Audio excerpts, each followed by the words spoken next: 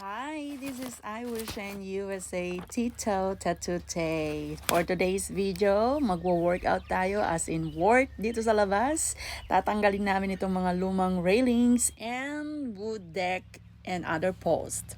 So come with me and stay tuned and we will show you how we do it. So itong porch namin papalitan din namin, pero uunahin muna namin dito sa deck one at a time dahil dalawa lang kami ni hubby ang gagawa, kaya aabutin kami ng siyam-siyam. At habang nasa trabaho si hubby, ako muna ang gagawa nito. So, nakita nyo naman kung gaano kaluma ang kahoy. Kasi naipatayo daw ito noong 1989. So, less natin ng 2023. So, total of 34 years na hindi napapalitan itong mga lumang kahoy. And in this part, naumpisahan na ni hubby na tanggalin using screwdriver and big hammer. So, kailangan natin to. Kabibili lang namin ni hubby itong bagong bahay namin na luma at unti-untiin namin itong babaguhin. And how I wish masaksihan nyo yung pagbabago at ikinagagalak namin na ma-share sa inyo kung paano namin gagawin ang pagbabago ng bago na luma naming bahay. Alright, rock and roll! So next, while waiting, alright, continue about this. I'm just using big hammer because the screwdriver and the screw in that deck not work well. Oh, di ba English? Ang talino ko talaga. Tapos may kasabihan sa Philippines na kung hindi mo siya makuha sa santong dasalan, daanin mo sa santong paspasan. Kaya ganyan, paspas na. Paspas na, baby. Andito na si hubby, tutulong na yan at siya na ang magtatapos ng aking naumpisahan for today. And after his work, may work pa din siya dito sa bahay. That's what we call homework. O, diba? Ang talino ka talaga. Alright, to continue this project, we will do something like this. Show us, loves, how to do it. We need to cut this screw, and then next one is we need to use the hammer like that. And my husband wants me to do that, pok pok. He wants me to be pok pok.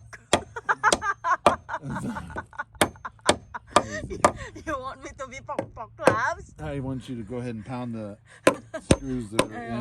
Okay. No, so this one is my I really enjoy working with my hubby.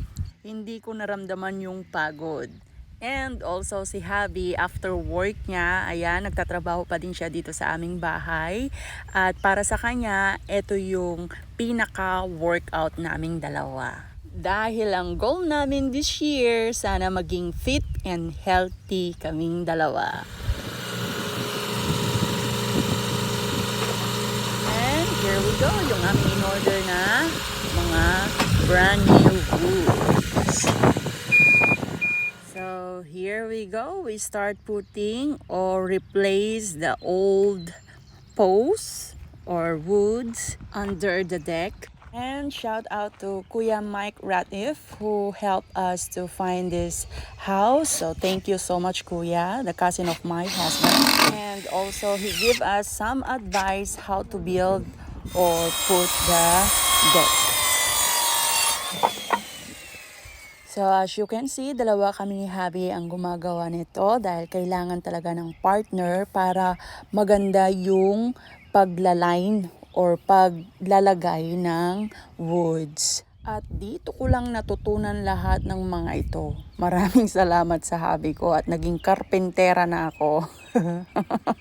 Oh, diba? Ang dami-dami ko nang alam na gamitin. Like ito, screwdriver. Tinuruan na ako ni hubby kung paano gamitin yan. At ito yung mga tinatawag na 1/4 inch impact. And then gumamit din kami ng sawzall, oscillating saw, and jigsaw, at maraming sawsaw. Sawsaw? Sawzall. Sawzall. S-A-W-Z-A-L-L. Oh.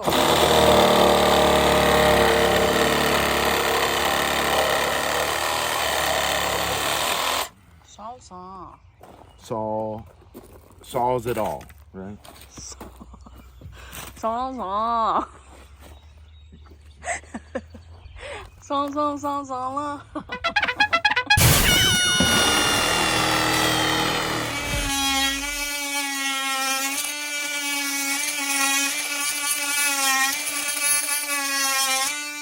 Oh, ha? Magic, di ba?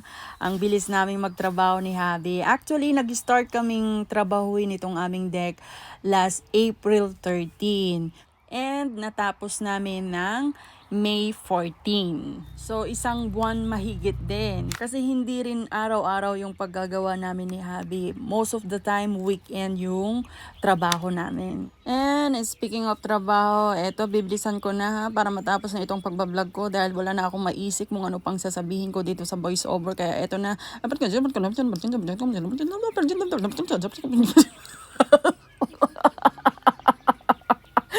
Kayo na bahala mag-adjust sa akin. Yan, bilis-bilisan namin ni hubby ang magtatrabaho dito para matapos na to. Diyos ko, hindi ko na alam kung ano sasabihin ko.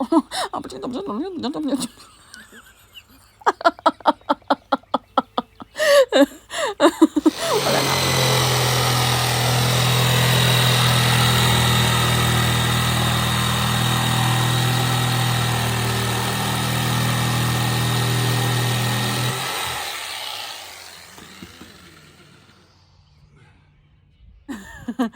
Alright, done! So, yan yung porch, pero hindi pa namin napalitan. Ito pa lang itong napalitan natin.